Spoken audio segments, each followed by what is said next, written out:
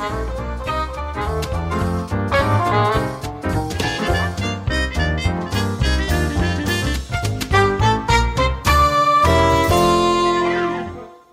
good afternoon. This is Brad Sweeney, president of Just Small Biz Marketing with the Bald Man Marketing Hour.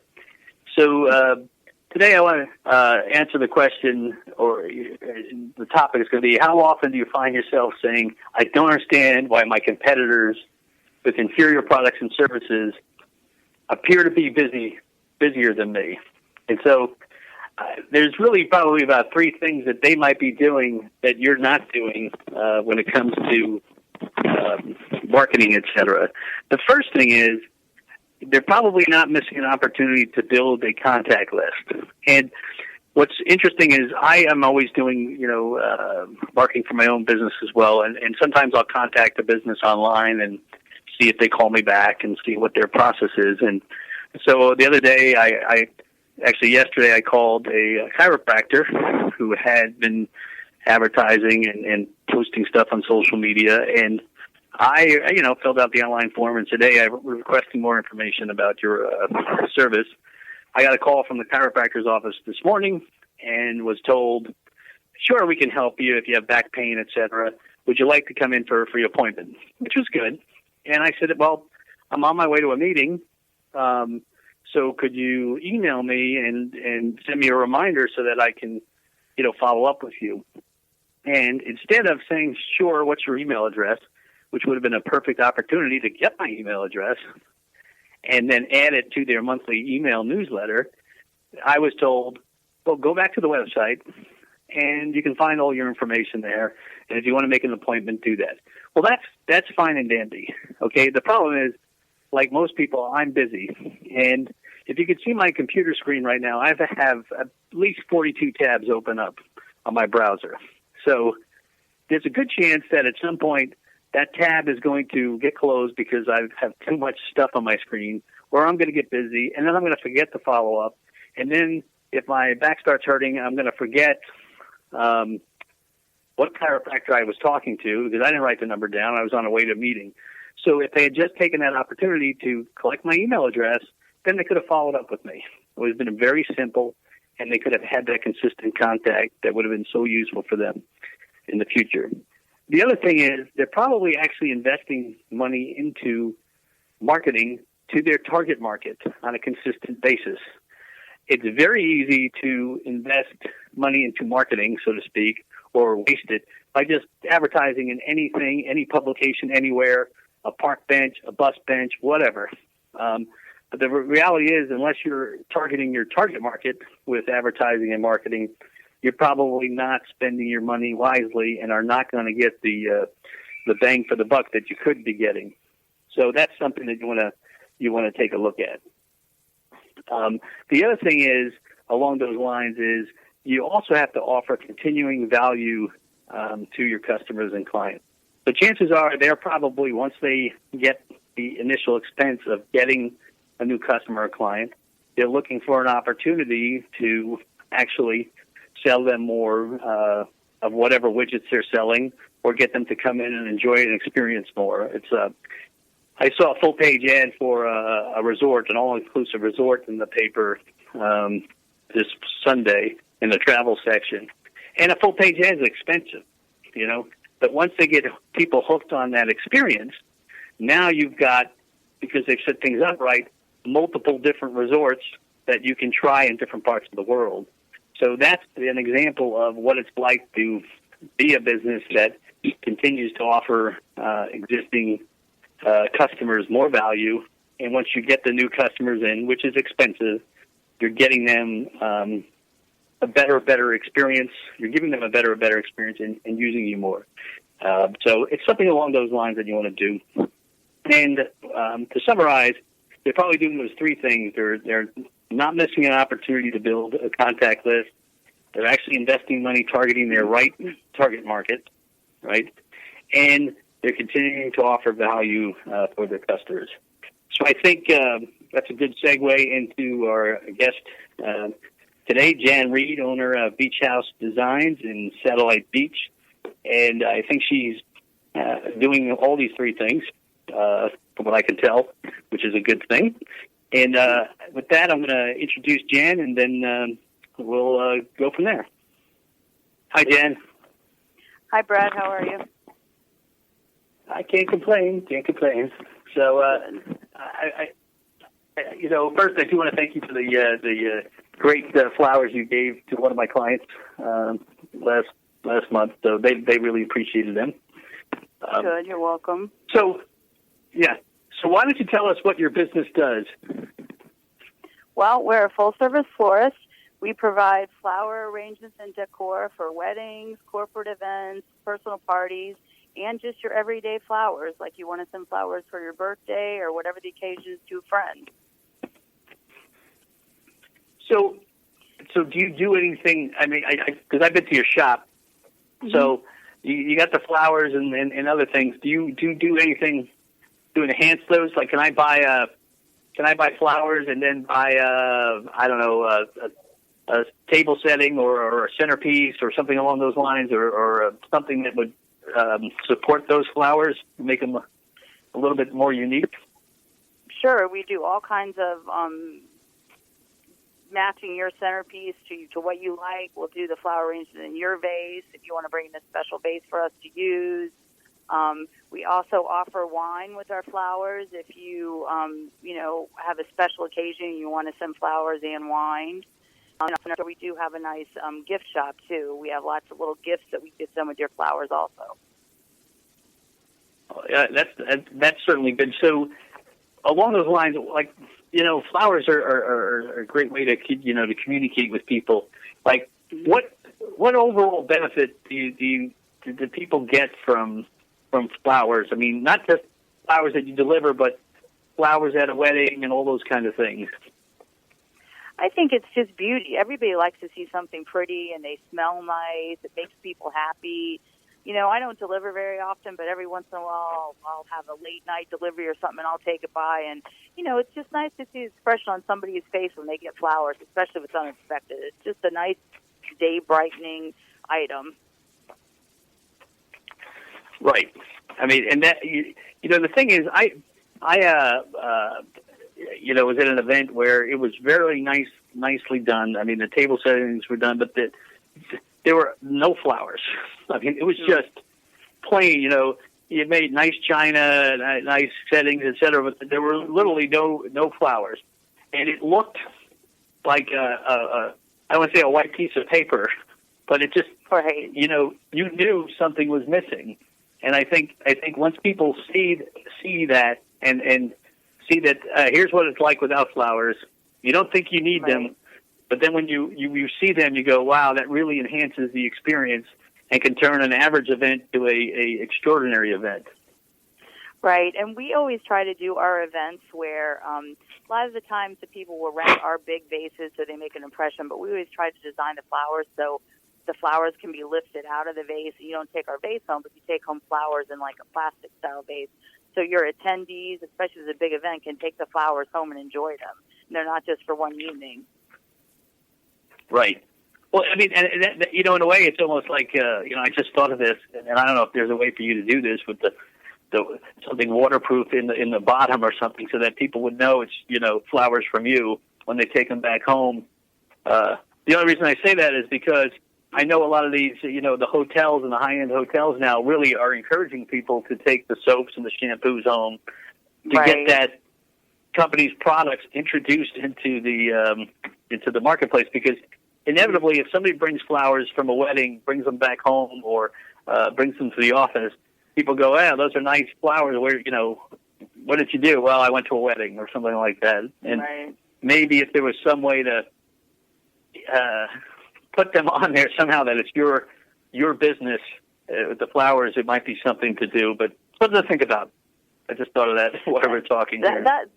That's a good point. We don't do that, but that's a good idea. Even if I just taped a business card on the bottom of the container and they knew where it came from, I do put something on the vases that we own, that they're expensive vases, so obviously we want to get them back. So we put a little, note on their property or Beach House Designs, but that's a good point. Yeah. Do you ever have a occasion where people just, because I've been to weddings where people take the flowers and the the vase. They try to escape. I've never lost a vase for a wedding. We do have an event that we've done that I have some big, they're like ceramic pots that we do big flowers at the front, and I've always let them take it home and gotten them back, and I still have a couple out there, but I'm hoping, Right. I'm sure I'll get them back eventually, but the problem is when you need them, and somebody else has them, then you got to scramble to get them, Right. Yeah. So, all right. So, what do you think you do? Because there are a lot of florists out there. I mean, what do you think you do better than any of your? Well, how are you better than any of your competition? I what would you say? There is a lot of competition out there. You're right, but what makes us different is our personal service. We try to treat every customer like they're our family. We go out of the way for them and provide good service. And I know that seems silly with flowers, but we're not public, so you just pick up flowers. We'll go out of our way to get the certain flower you want and make it as nice as you can. We're doing a funeral arrangement this week, for example, and the guy is a fisherman, and they wanted some kind of stuffed fish in the spray, and we went out and got a stuffed fish to put in there. And we have creative designers. We don't do your cookie cutter designs that you see on online on a Teleflora website. I mean, we are a Teleflora florist, and we'll do those designs if you want, but we really like to do the more creative type designs. Yeah, I mean, you bring a good point up in that, like a lot of people go on the internet and I got to search for flowers, and they may see a deal that one of the online companies, or the 1-800 companies have on there, but I don't think a lot of them realize that it's in many cases it's better to reach out to just a local. If you're gonna, let's say I'm up in New York and something happens. Actually, when I got the flowers sent by you, I think I was in Pennsylvania or DC. I was somewhere. I think it was Pennsylvania when I called you, and I could just search for, hey, I need flowers in Cocoa Village, for example, and then I could call and reach out to a local florist. And I'm probably going to get a better deal and overall experience than I am going to go to 1-800 Flowers, who is going to then send the request through their network to a local florist, and there's no personal service, so to speak. Well, exactly. And the local florist that may get it, I mean, we may be in that network and we may get that order, but what you paid for it and what they give us for the order are two different things. So we would get a lesser value. So you would really get, if you call a florist direct, you get more for your money, so to speak. Yeah. And that's, I mean, I think that's something I think that's something that, the more we can do that is emphasize that fact, because it is so easy to search anywhere for a florist and just call them up and order it direct and help a local business directly. Right. You just have to be careful when you look on the internet, because there's some savvy marketers, and usually the top ones that come up first are ads, and they're paid ads, and those are usually not local businesses. Yeah. Yeah. And then there's a lot of times where they'll you can almost say bait and switch, where you have a low price, a dozen roses for $4.99, and then, well, if you want them alive, they're add $12. Exactly. So all of a sudden, you get all these fees, and next thing you know, it's $100 for something. So that's good. So how did you get involved and get started in this business? Like, what, why do you do it? What's your motivation? Give me that I story. kind of got involved by accident. I went back to school about 5 years ago and got my interior design degree, and I was interested in doing that. And there was a local florist that I'd been buying flowers from for years. I knew her well, and she was getting ready to move, and she wanted to sell her business, including her building. And she said, people come in all the time and ask me about interior, if I'll come to their house and help them, move furniture around and help them with colors. And she said, this would be perfect to start an interior design business. So that's how I got into it. But we do a little interior design, but most of it we do the flowers, because it just takes a lot of time. And I have a hard time finding the time to fit in interior design. And I like the flower portion of it. And it uses interior design skills. So that's how I got where I am. Well, so, but it's interesting though. What I like is that like a really successful business, so to speak, is you can start off in one direction, and then what you find you like, and then the market kind of starts driving you in a different direction, and you adapt and go, all right, this is something that I can work, and this is something I can bring to the situation that somebody else do, because you have that interior design background. You can look at a bigger room and go, all right, this is we need flowers here, here, and here, and let's use this type of flower there, and based on the lighting and everything else. And so it really is about building that better customer experience for people. And I mean, let's face it, you can have two, and anybody who's gone on a cruise knows you can have the same port with 3 different cruise ships there, and each cruise ship has a completely different customer experience. Right. From a low end to a high end, and even in the ship, there's a low end to a high end, and it is how you arrange the flowers and the furniture and the kind of furniture and the lighting and everything else like that. So I think that's probably what I think for some of your more bigger customers in terms of, hey, we let's say a funeral home, et cetera. Here's how we think we can design the floral arrangement to work with your interior design to make it really pop, so to speak. Right, it helps a lot having that background. We've this year we've done a lot of Christmas trees. I'll brag on this a little bit. We won the Best in Show at the Festival of Trees a couple weeks ago. Nice. And the Christmas tree was all it was all one color. It was teal, and we had a white flock tree, and it just made the ornaments pop. And it was a beachy theme. We used some starfish ornaments and some, I called it a tropical Christmas with a twist, because it was like a glamorous tropical Christmas tree. And it was a lot of fun. I like that. My favorite part is picking out the ornaments for it and, putting that all together. Yeah. And that's the nice... Go on there. I was going to say, and today we're working on we did last year we did it too. We did the Christmas tree for Lansing Island Clubhouse, and now today we're working on a garland for them to finish out their Christmas decor. Oh, that's good. So it sounds like, all right, so you're getting out there in the community. So what do you do besides, connecting with customers directly, but what do you do on like a networking side of the house to connect with local businesses and stuff? Well, I'm a member of the Chamber of Commerce, the Cocoa Beach Chamber of Commerce, and I try to participate in that. As you know, that's where I met you. And I also participate in the Chamber. We have a leads group that I'm a part of that. There's another it's called B2B group, Back to Basics, a networking group that I participate in. And then some local groups that I've been a member of for years, like the Junior League that put on the Festival of Trees. I'm a member of that organization. And another organization I'm a member of is Melbourne Alumni Panhellenic. And those are things that interest me, and that kind of helps your business, because you meet people that, might need flowers someday. Right. It's hard to get out. It's hard to find the time to do all that. And honestly, it was kind of an eye-opening experience to me when I first bought the business. I didn't realize I would have to do all this networking, but that's been my best source of increased, traffic in the store, is people I meet. Right. Not advertising, none of that.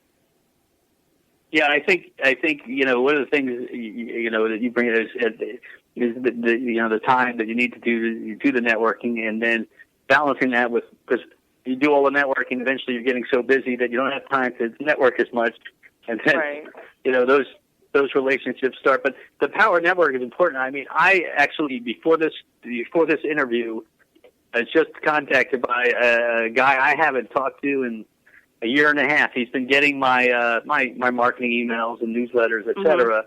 But he just called me, out of the blue, and he wants me to give him a proposal to help a charity out and to help him out.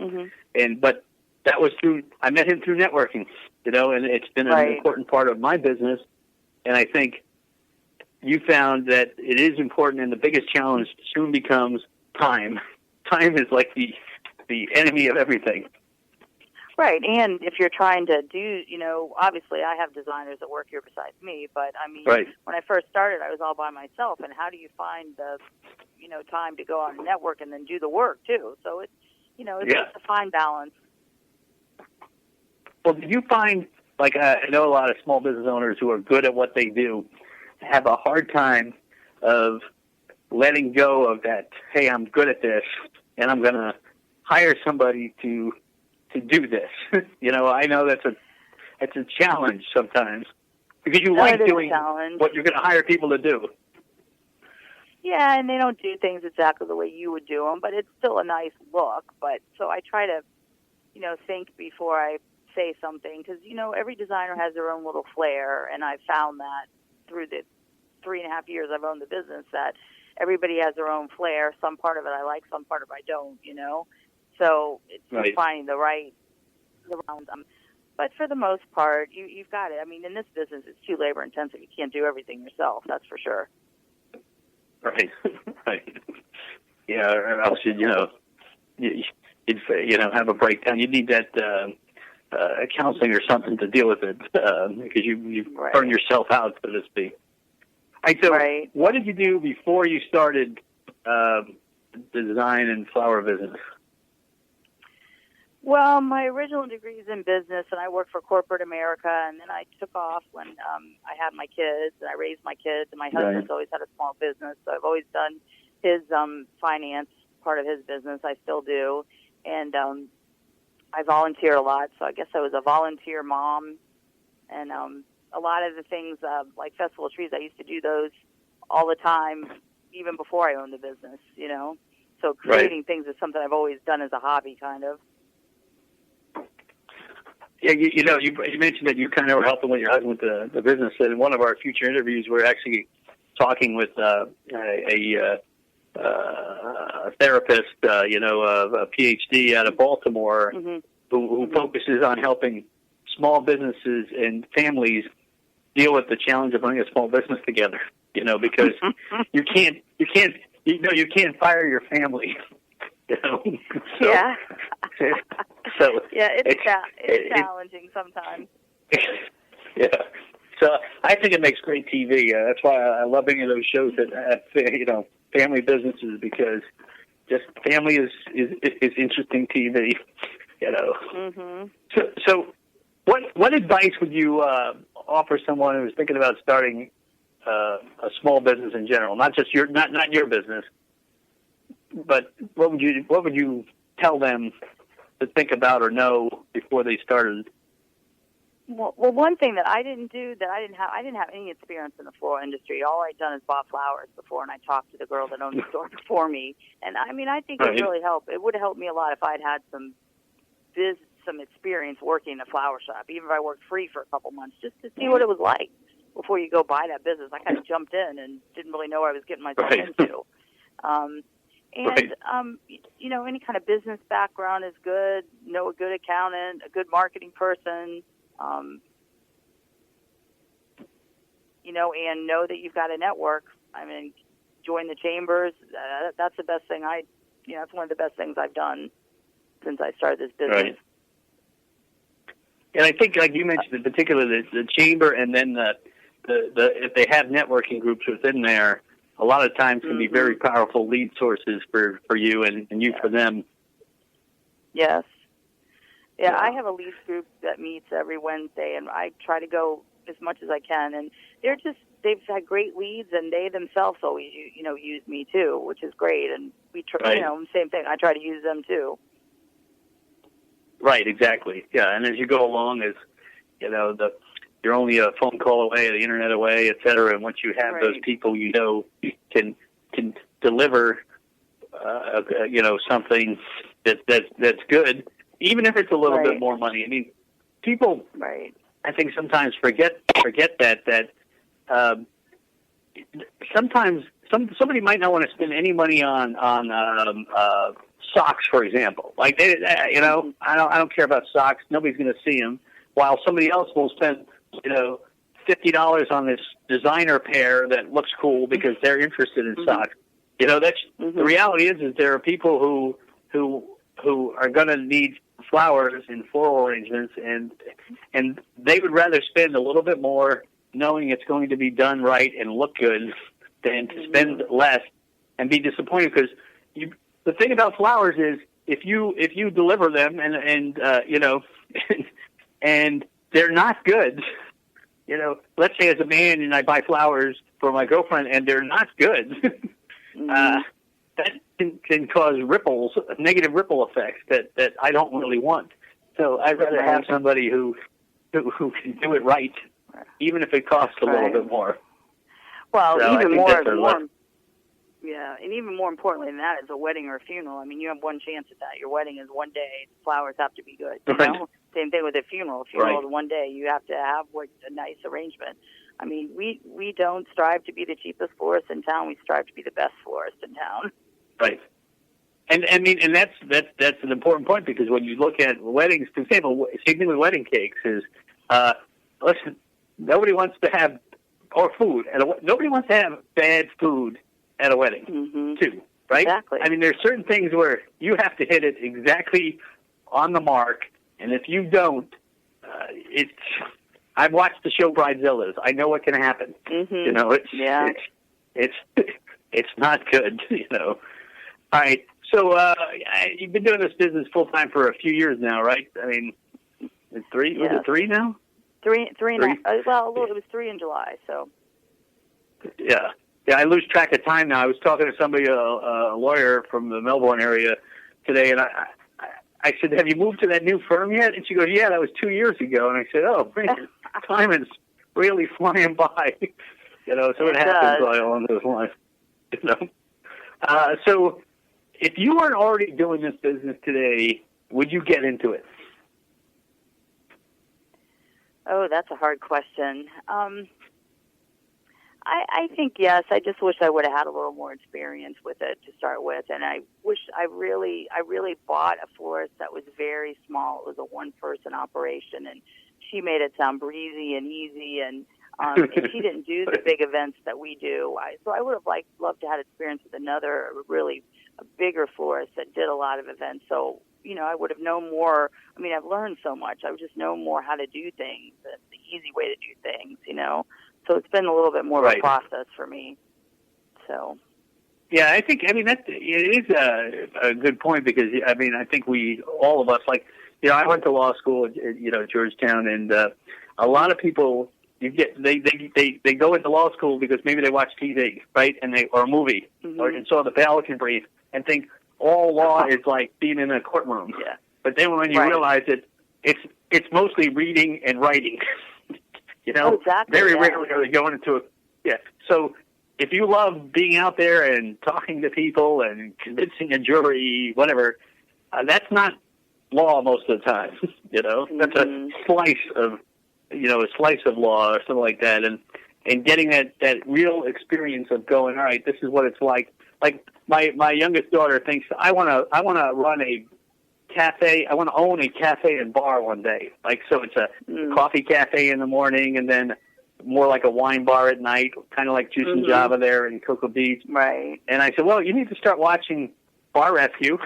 You know, you need to start Restaurant Impossible and all these other shows, and you need to work in one of them so you can see all that's involved in what you want to do, because it may be cool to be the owner, but there's a lot of not cool stuff to do as part of that. You know, and if you don't like to do the not cool stuff, you're probably not going to be, you know, in business for as long as you think you'd be. Right. And long hours. That's a long hour business. Right. You know. Right. Yeah. Yeah, I was talking to somebody yesterday. He said, "Hey, call me. I don't care. I work 7 days a week." I said, "Okay." You can do the same with me. You know. So, all right, because your show's going to be on next Monday, or if people are listening to this, it's going to be on the 12th. So Christmas is coming up, the holiday time. So, you want to tell anybody about anything specific you have for the holidays that they can take advantage of? Well, we have beautiful Christmas wreaths, live Christmas wreaths, and we'll decorate any way you want, or we'll just put a bow on it, or we'll send it to you the way it is. They're beautiful, and they smell fresh. They're especially good if you have an artificial Christmas tree. It gives you that Christmas smell in your house. We are just getting the poinsettia guy just pulled up. We're just getting brand new poinsettias for Christmas, and we have all kinds of Christmas greens that will do a nice Christmas centerpiece, or we have lots of nice little vases we can do. We have one that looks like a gift, one that has snowflakes on it. If you want a little gift or something little for your own table and give you that smell of Christmas greens. And put your order in early is what I suggest, because most people wait till last minute, and we only have so much product. Right. Yeah. I'm one of those bad last minute shoppers. Mm-hmm. Yeah. So a lot of people are. Yeah, you're right. Yeah, I'm trying to get better at it, but not being a last minute shopper, and I'm making strides in that direction. But I still have a little bit more, way to go. All right. Well, thanks for being interviewed here. I appreciate it, and I know I've used you before a few times, and yep. I definitely recommend people stop into your place on South Patrick Drive in Satellite Beach, just about a half a mile or a mile from south of the Patrick Air Force Base, right there. Right. So, yeah, and you can obviously give you a call, find you online at Beach House Designs. Oh, is it .net, right? Yeah, beachhousedesigns.net. Yeah, we're happy to help you. Call us or stop by. We have lots of nice Christmas gifts if you need some last-minute presents, and flowers too. Oh yeah, one more thing. Are you? What are your hours? Your days and hours? We're open Monday through Friday, 9:30 to 5, and Saturday we're open 10 to 3 through the holidays. We're going to try to close at 2 on Christmas Eve, but because by that time, if you haven't gotten your stuff, you're pretty much out of luck. That's right. You can put some coal outside or something. That's what you can get in your stocking. That's right. Well, thanks for talking with me today, Jen. And I think we've got a good enough amount of time, so we won't be answering any questions this week. Okay. But you can always email me your questions at brad@justsmallbiz.com. All right. Thanks, Jen. Have a great day. Okay. Thanks, Brad. Take care. You too. Right. Bye-bye. Bye.